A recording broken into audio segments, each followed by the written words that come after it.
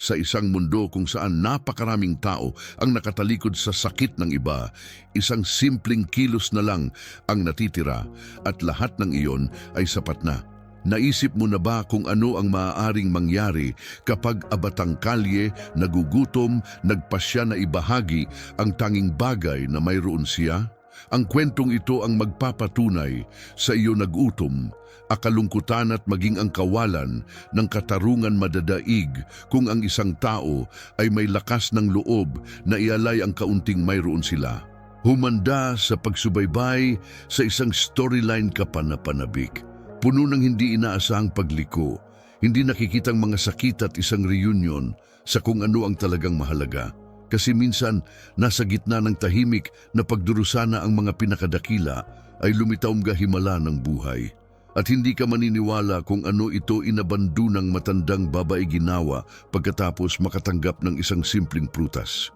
Si Luan ay hindi lamang isa pang batang kalye, isa siya sa mga taong hindi pinapansin ng lungsod, ang mga taong iniiwasan ng mga tao. Sa 10 taong gulang pa lamang, ang kanyang tahanan ay isang konkretong bangko at ang kanyang bubong ay ang langit na puno ng mga sirang pangako. Araw-araw sa dulo ng palengke, pinupulot niya ang natirang prutas, pinaghihiwalay ang maaari pa niyang kainin at ipagbili. Sa gitna ng mga nakabaligtad na mga kahon at mga balat sa lupa, nalaman niya sa kanyang sarili na ang gutom ay hindi naghihintay at ang mga lansangan, bagaman malupit, ay mabilis na nagtuturo sa iyo. Sa kabila ng paghihirap, may isang bagay kay Luan na nagpahiwalay sa kanya, isang kislap sa kanyang mga mata na hindi man lang gutom na bura. Nakaugalian niyang makipag-usap sa mga prutas, tinawag niya ang mga saging na kanyang kambal na kapatid at nakikipag-usap sa mga abokado na parang mga tagapayo. Ito ay maaaring mukhang hangal, ngunit ito ang paraan na natagpuan niya upang makatakas pag-abandona at ng kalungkutan. Mahirap ang kalye, ngunit imahinasyon ang kanyang pinagtataguan. At doon sa mga lansag na tolda at nakalimutang labi na natuklasan niya na ang mundo ay maaaring higit pa sa pagtanggi. Minsan nakita ng isang nagtitinda sa kalye si Luan na maingat na binabalot ang isang papaya sa isang piraso ng pahayagan at nagtanong, "Para kanino ang piging na ito, chef?" Tumugon siya na may matipid ng ngiti. "Para sa sarili ko, dahil kahit walang bahay, karapat-dapat akong kumain ng may dignidad."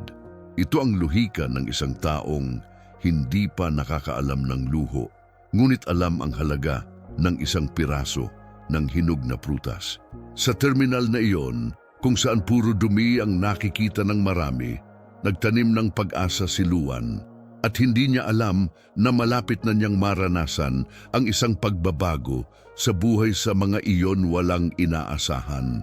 Noong umagang iyon, tila bumigat ang langit sa lungsod. Kinaladkad ni Luan ang isang bag na may durog na prutas nang makita niya ang isang eksenang nagpahinto sa kanya sa gitna ng bangketa.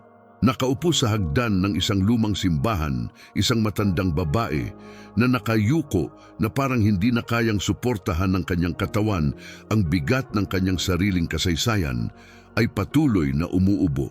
Ang kanyang balat ay maputla, ang kanyang uban na buhok ay bumagsak sa kanyang mga balikat at ang kanyang mga mata kahit na nalulumbay ay nagsabi ng lahat ng ito, hindi nakikitang sakit, tahimik na pagdurusa. Walang hiniling si Teresa. She didn't reach out. She didn't call attention to herself. Hindi siya gumawa ng anumang ingay. Ngunit may isang bagay tungkol sa marupok na figurang iyon na nakilala ni Luan. Ito ay ang parehong uri ng pag-abandona na nakita niya sa refleksyon ng maruruming bintana ng terminal. Ang babaeng iyon ay isang inabandunang matandang babae at tila nakalimutan na siya ng mundo. Ang kaibahan ay siya, hindi katulad niya, ay wala ng lakas na lumakad o maghanap ng mga labi. Nandun lang siya naghihintay, Hindi niya alam kung ano, at ito ay kakaiba kung paano ang kawalan ng katarungan lumalabas ito sa maliliit na bagay. Tama ba? Isang batang palaboy na may dalang prutas sa kanyang bag. Isang babaeng may bahay noon, ngunit walang kalusugan sa kasalukuyan. Ang buhay ay naglagay sa kanilang dalawa doon nang walang anunsyo, nang walang babala, na ang katahimikan lamang ng kalye bilang saksi. Si Luan, nang hindi nag-iisip, ay umupo ng 2 hakbang ang layo. Wala siyang sinabi, nanood lang siya, at sa sandaling iyon may ipinanganak sa pagitan nila na walang pangalan pa. Hinalungkat ni Luan ang bag na parang naghahanap ng solusyon, hindi merienda.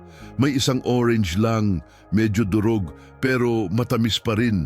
Ang huling araw, marahil ang tanging kakainin niya hanggang kinaumagahan. Tiningnan niya ito, pagkatapos ay kay Teresa. Kumakalam ang kanyang tiyan, masakit ang kanyang katawan, ngunit mas bumigat ang kanyang puso.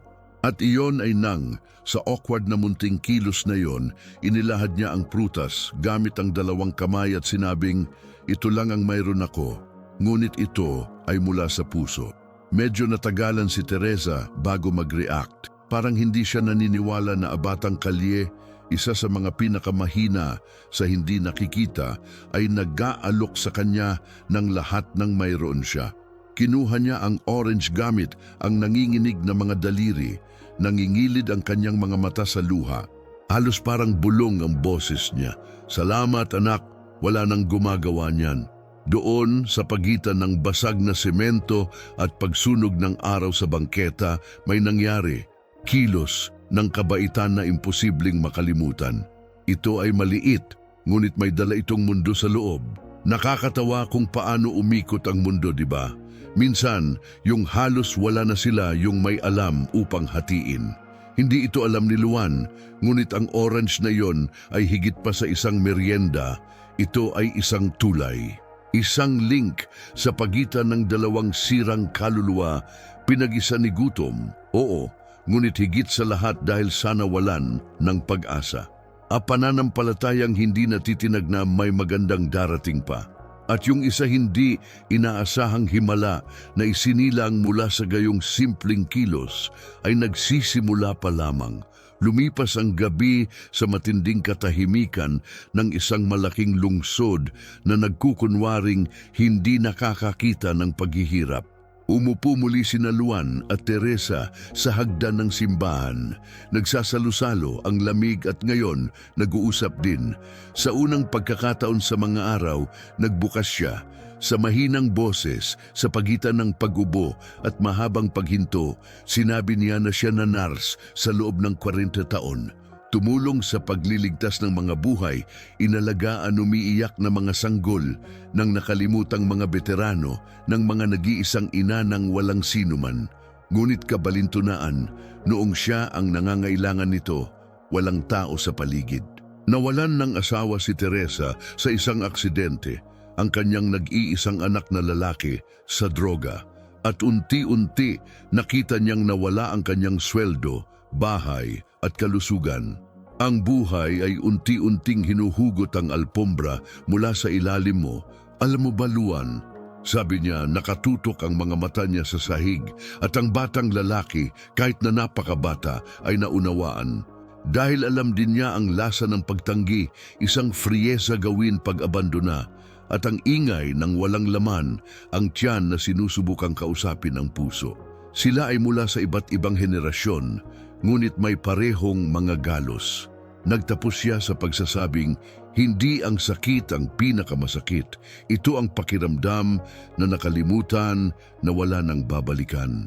Ang pangungusap na iyon ay tumama ng malalim kay Luan, para akong naririnig na nagsasalita sa kalsada. At doon, sa ilalim ng mga bituin, na natiling tahimik ang dalawa, na parabang isang wika rin ang katahimikan. Isang wika ng isang taong nawala ang halos lahat, ngunit mayroon pa ring nakatagong pagnanais na magsimulang muli. At ang hindi nila alam ay iyon ang i-restart ay isinasagawa na. Magdamag na puyat si Teresa, ngunit hindi dahil sa ubo. Ito ang pag-iisip na hindi nagbigay sa kanya ng pahinga. Ang imahe niyang batang kalye nakangiti habang nagbabahagi ng isang simpleng orange, patuloy na pumapasok sa kanyang ulo. Marami na siyang nakita sa mga pasilyo ng ospital, gutom, kawalan ng katarungan, hanggang nakatagong pagtatangi. Ngunit hindi ko pa naramdaman ang gayong dalisay na kilos na nagmumula sa napakaliit. Isang bagay doon ang gumising sa isang nakalimutang lakas, isang layunin na ang oras, sakit at katandaan ay halos mabura. Naalala niya ang mga araw na bahagi siya ng isang support group na nakalink sa isang community shelter. Wala na siyang numero ng telepono at hindi na niya matandaan ang mga pangalan ng lahat, ngunit alam niya kung saan magsisimulang maghanap. Kinaumagahan na nanginginig ang mga paa, naglakad siya patungo sa isang health center na tumatakbo pa rin sa gitna ng burokrasya at kapabayaan. Doon, nakasalubong niya ang isang matandang katrabaho na halos hindi siya nakilala. "Teresa, akala ko, nawala ka na." Ang sagot ay bumalik ng matatag. "Muntik akong mawala, ngunit nakilala ko ang isang tao na nagtulak sa akin na bumalik." Hindi alam ni Teresa kung paano o hanggang saan ang mararating niya, pero alam niyang hindi niya hahayaang magpatuloy ng mag-isa ang batang iyon. May kakaibang bagay si Luan, isang glow na kahit ang kalye ay hindi maaaring lumabo. Naiintindihan niya na kung hindi siya makikita ng mundo, nasa kanya na ang mga mata. Dahil kung minsan, ito ay tiyak sa sandaling iniisip natin na tayo na nawala lahat, na lumilitaw at tanda ng Diyos. At ang tanda na iyon, sa linggong iyon, ay nagpunta sa isang maikling pangalan at isang malawak na ngiti, Luan. Nang sumunod na linggo, bumalik si Teresa sa lugar na alam niya, ang lumang community nursing home sa likod ng kapitbahayan, kung saan ginugol niya ang buong shift sa pag-aalaga sa mga matatandang walang pamilya. Kinakalawang ang tarangkahan, nababaklat ang mga dingding, ngunit doon pa rin nakatira ang silungan. Sinalubong siya ng mahigpit na yakap ni Mrs. Zuleika, ang coordinator. "Kanina pa, Hote."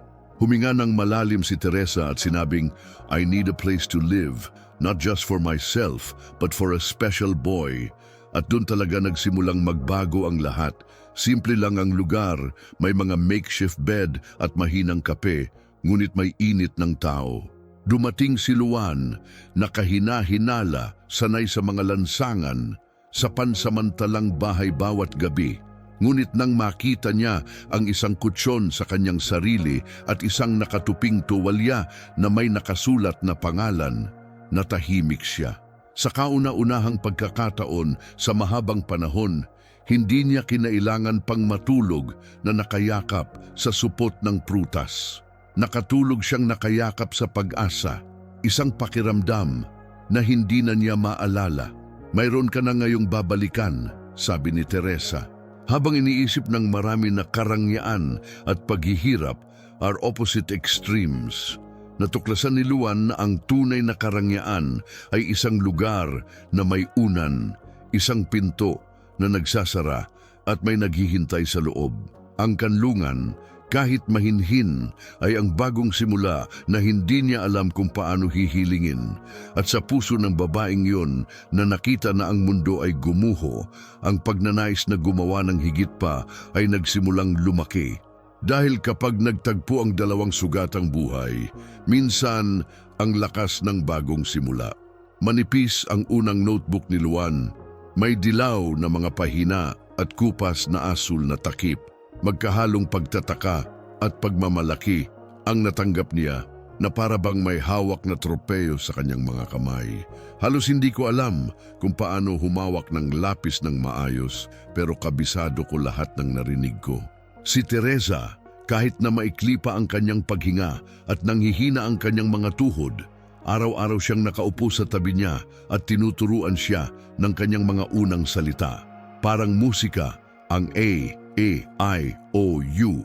Ito ay tunog ng apagbabago sa buhay na nagsisimula nang magkaroon ng hugis.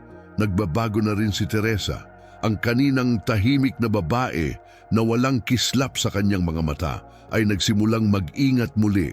Nagsimula siyang magsuklay ng buhok at gumamit ng murang pabango na parang magagandang alaala. Ang simpleng gawain ng pagtuturo ng pagmamasid kay Luan na lumaki ay gumana tulad ng gamot. Tumingin siya sa salamin at nakitang muli ang isang nurse, hindi naka-uniforme, ngunit nasa isang misyon. Ang nakaraan ay hindi na isang pabigat, ngunit bagahe. At doon, sa nursing home, nagsimula siyang mabawi ang isang bagay na tila nawala, ang pagpapahalaga sa sarili. Sa bawat bagong salita na natutunan ni Luan, mas lalong lumakas ang ugnayan nila. Para bang nakita ni Teresa sa kanya ang anak na binawian ng buhay, at parang nakita ni Luan sa kanya ang lola na may pag-abandona tinanggihan siya. Isang hindi malamang na duo na ginawa ng pagkakataon at pagmamahal. Habang may mga tumatawag pa rin sa kanila hindi nakikita, doon sa mga pahina ng notebook na yon ay may sinusulat na kwento tunay na pagbabago. At tulad ng bawat magandang kwento, may darating pa ring twist na iyon hindi ka maniniwala. Sa pagitan ng pagbabasa at pagsasanay, nagsimulang mapansin ni Teresa ang isang bagay na higit pa sa dedikasyon ni Luan. Hindi lang mabilis natuto ang bata, kabisado niya ang lahat.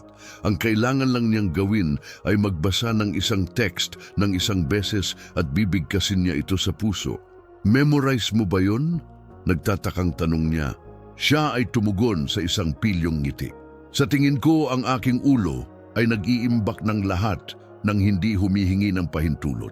Sa paglipas ng panahon, naunawaan ni Teresa, si Luan ay nagkaroon ng bihirang katalinuhan. Isa sa mga nakatagong hiyas, nakaliye at gutom, halos silibing, dahil sa inspirasyon ng talentong ito at sa sarili niyang hilig sa mga libro, nagkaroon siya ng ideya, mag-set up ng library, pero iba, walang nakapirming istante at ganap na katahimikan.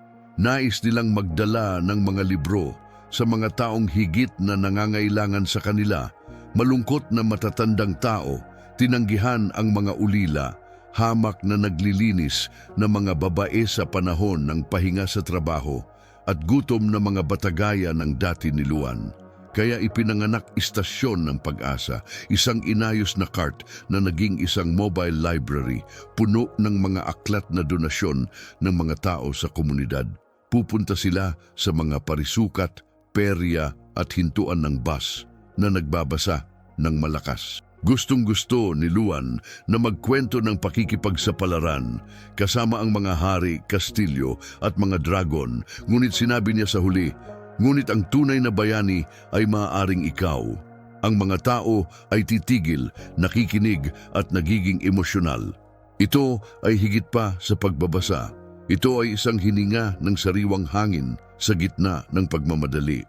At ito ay sa simpleng hakbangin na ito na isinilang ng isang nakatagong talento at isang mapagbigay na puso na sinimulan nilang baguhin ang katotohanan ng mga nakalimutan. At ang epekto niyan ay nagsisimula pa lamang. Isang mainit na hapon, habang binabasa ni Luan ang Munting Prinsipe sa isang grupo ng mga babae na nakaupo sa hintuan ng bus, isang lalaking nakakulubot na sando at may kamera sa leeg ang biglang lumapit. Ito ay si Claudio, isang reporter para sa isang lokal na pahayagan. Nakatayo siya doon, nakikinig doon batang kalye nagre-recite na parang artista sa telenovela. Nang matapos siyang magbasa, kusang pumalakpak. Lumapit si Claudio at nagtanong, "Sino ang nagturo sa iyo niyan, anak?" Itinuro ni Luan si Teresa. Siya ang nagturo sa akin na makakita gamit ang mga mata ng puso. Kinabukasan lumabas ang headline, ang batang nagbabasa sa matatanda ay ginawang silid-aralan ang hintuan ng bus. Ang kwento ay naging viral ng higit pa sa inaasahan ng mismong pahayagan.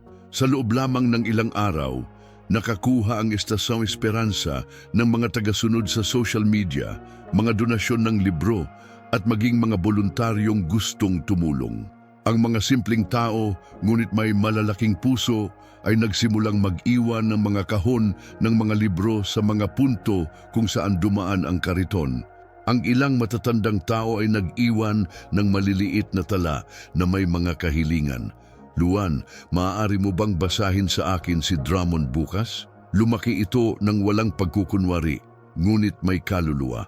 Ang lungsod, nakasanayan ng hindi papansinin invisible boy sa tinabandu ng mga matatandang babae, nagsimula akong magpapansin. Ang kaibahan sa pagitan ng karangyaan at paghihirap malinaw pa rin iyon, ngunit may nagbabago doon, isang kilos sa isang pagkakataon.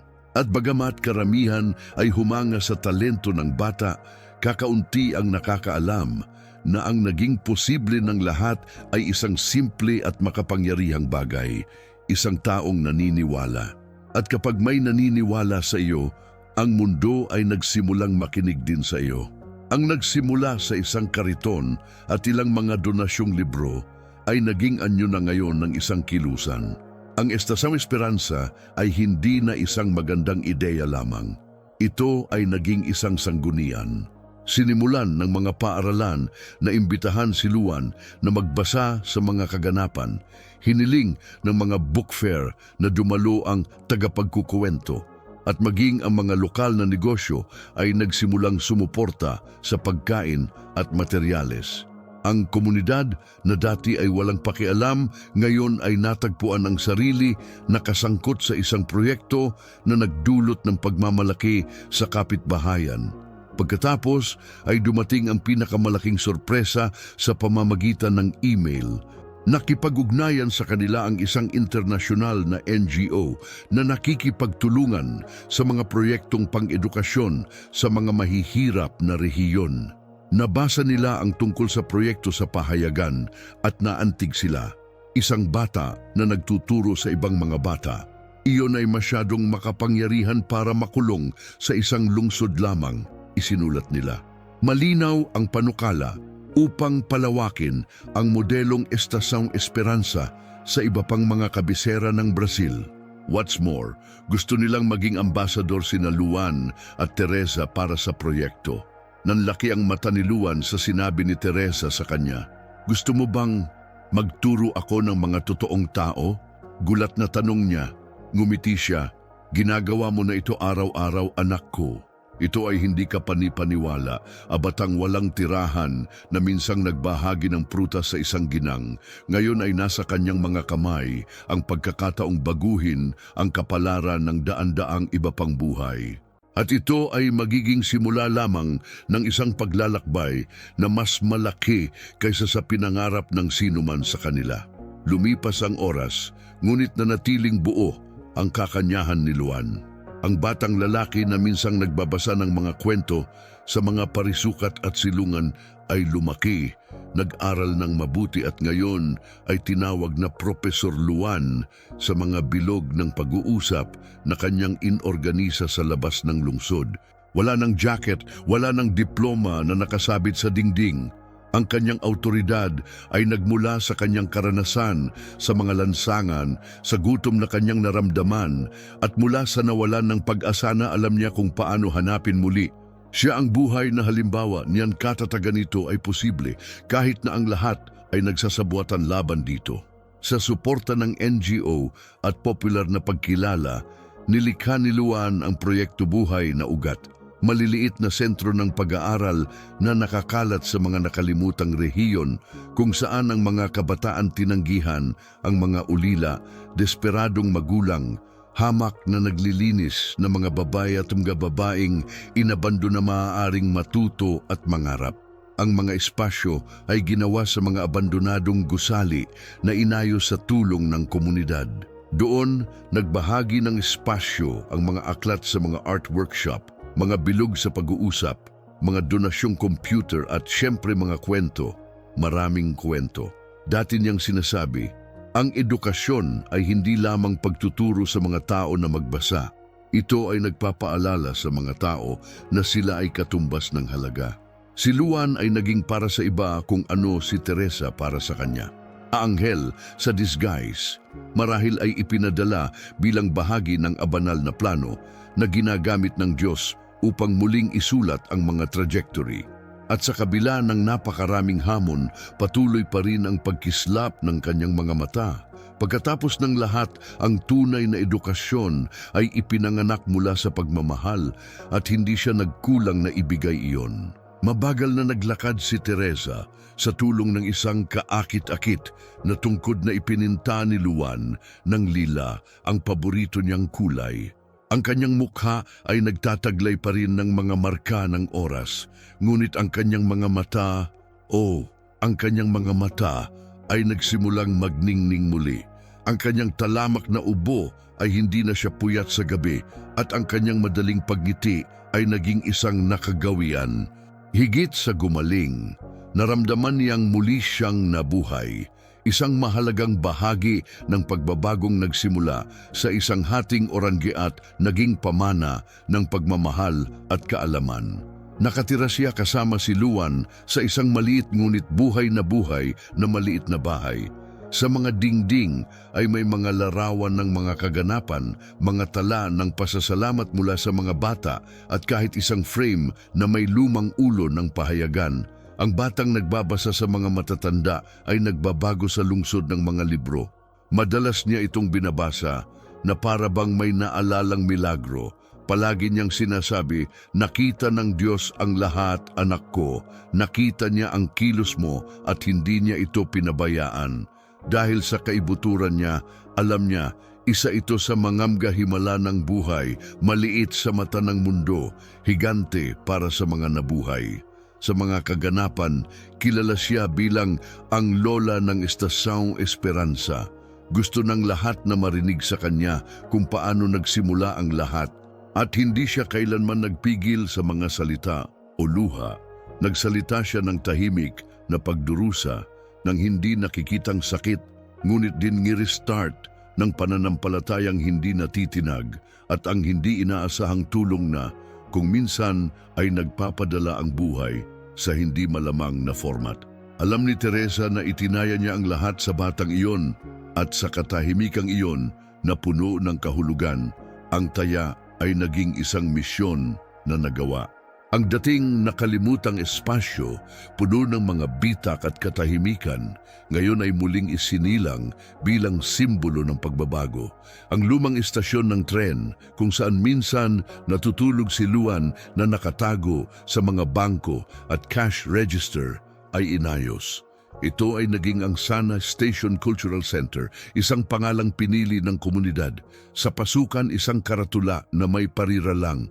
Dito nagsimula ang isang kilos na nagbago ng mga buhay. Ito ay ang pinakamalamang na dulong punto para sa paglalakbay ng Abatang Kalye. Sa araw ng muling pagbubukas, ang mga makukulay na watawat ay kumikislap na parang nagdiriwang ng sama-samang tagumpay. Magkahawak kamay ang mga bata sa kanilang mga lolo't lola, guro, artista, dating estudyante. Lahat ay nagtipon upang panoorin ang unang lecture ni Luan sa bagong espasyo. Nakasuot ng simpleng sando at may luha sa kanyang mga mata, umakyat siya sa stage. Sa tabi ng pulpito, nakaupo sa harap na hanay ay si Teresa, nakasuot ng mabulaklak na damit, may bitbit na lilak na tungkod at ngiting nagbibigay liwanag sa buong lungsod. Nagsimula si Luan sa pagsasabing, "Hindi ako nagpunta rito para sabihin ang aking kwento. Naparito ako upang pasalamatan ka sa paniniwala mo rito." Huminto siya at tumingin kay Teresa. Nagsimula ang lahat nang may nagbahagi sa akin ng pinakamahalagang bagay na mayroon sila, oras, atensyon at pananampalataya. Umalingaw-ngaw ang palakpakan. Ito ay hindi isang katapusan. Ito ang simula ng isang bagay na mas malaki.